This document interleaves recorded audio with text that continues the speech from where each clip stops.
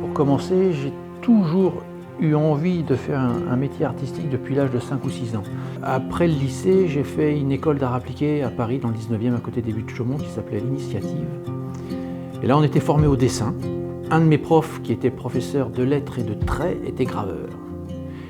Et moi, depuis très longtemps, je cherchais un moyen de garder une trace de mon travail. Tout simplement, je lui ai demandé s'il voulait m'apprendre à faire de la gravure. Et il m'a appris. Il m'a appris comme ça les rudiments de la gravure, en m'entraînant, en exerçant, puis après c'est du travail personnel, quoi.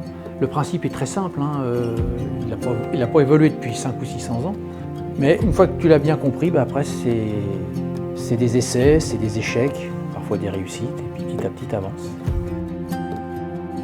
Depuis tout petit, j'ai un rapport à l'environnement qui est assez fort.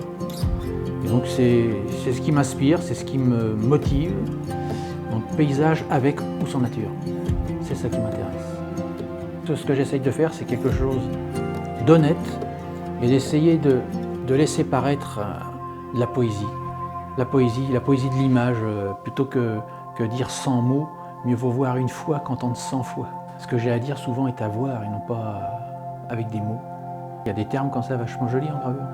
Même le nom des outils ou même des techniques, la manière noire, l'eau forte, le papier amoureux, l'encre amoureux, fatiguer l'encre, des choses comme ça, c'est vachement poétique. La technique que je préfère, je les aime pratiquement toutes, mais il y en a une avec laquelle je suis plus copain, c'est la gravure directe, la pointe sèche. Il te faut une pointe, une matrice, une pierre affûtée, terminé.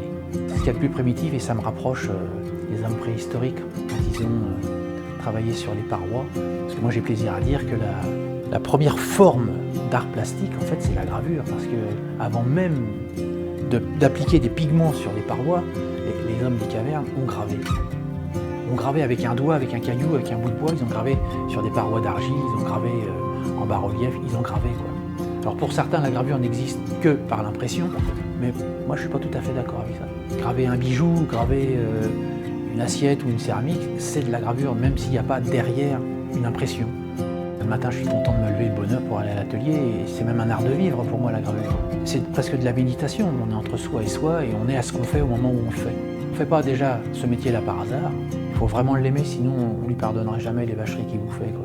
Il procure quand même beaucoup de joie, et c'est presque un voyage de proximité, quoi. Quand tu découvres une estampe qui sort de la presse comme ça et tu découvres l'image, pour moi c'est déjà un voyage, hein. Le voyage il n'est pas forcément à 5000 km, hein. Des fois il est juste à mon atelier.